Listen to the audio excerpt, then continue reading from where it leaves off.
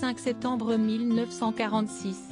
À Zanzibar, en Afrique, une femme accouche de son premier enfant. Son bébé est nommé Farouk Bulsara. Un nom à l'image de ses origines parsi, communauté dont sont issus ses deux parents.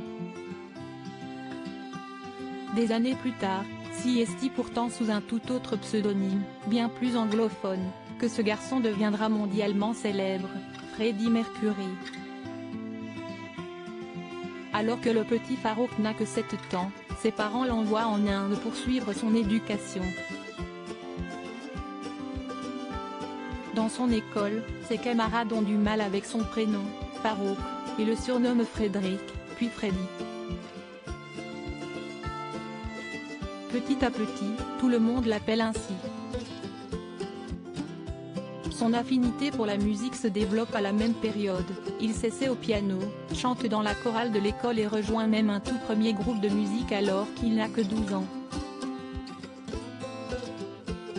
À 17 ans, après un bref retour à Zanzibar, il est forcé de fuir le pays pour le Royaume-Uni suite à une révolution.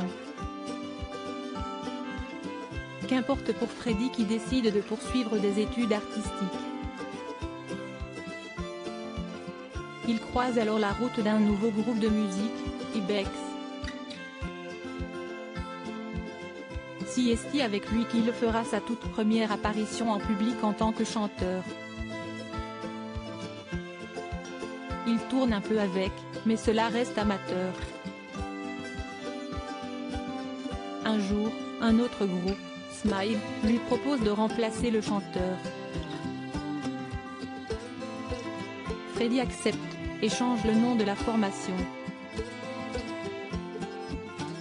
Smile devient Queen. Quelques mois plus tard, un nouveau bassiste est casté. Il s'appelle John Deacon.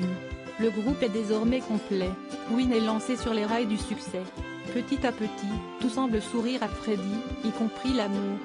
Au début des années 70, Freddie Mercury, jeune vingtenaire, entame une relation amicale avec une certaine Mary Austin. Cette relation se transforme en amour, il finit même par lui demander sa main. Elle accepte, mais aucun mariage n'aura lieu. En 1976, coup de théâtre, Freddie annonce à sa fiancée qu'il est bisexuel. Elle est persuadée qu'il est en fait homosexuel. Si la relation amoureuse s'éteint, leur amitié persistera jusqu'à son décès. Freddie Mercury, où a-t-il été enterré? Freddie Mercury explose à l'international avec Queen. Les tubes enchaînent avec notamment Bohemian Rhapsody ou Don't Stop Me Now. Mais le chanteur a une réputation sulfureuse, on raconte qu'il organise des fêtes où sexe et cocaïne se mélangent. Au début des années 80, Freddie Mercury se coupe les cheveux et laisse pousser une moustache.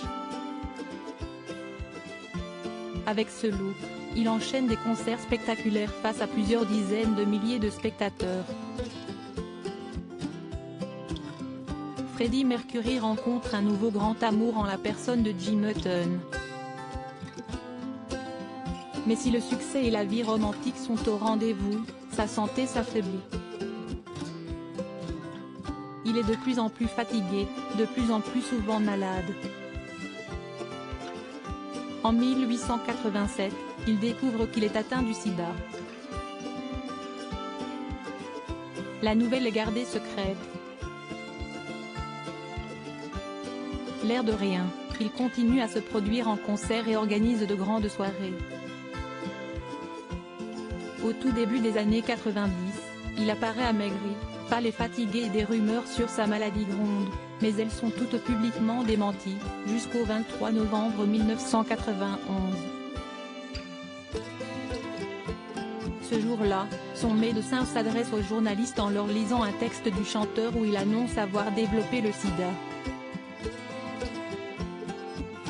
Le lendemain, le 24 décembre 1991, Freddie Mercury décède à l'âge de 45 ans des suites d'une pneumonie. Son corps est incinéré et les cendres sont confiées à Mary Austin. Respectant son choix, elle les garde pendant 2 ans avant de les disperser dans un lieu tenu secret. Si Freddie Mercury n'est plus, le groupe Queen, lui, continue à jouer en collaborant avec de nouveaux artistes. Même si le chanteur est irremplaçable, The Show Must Go On.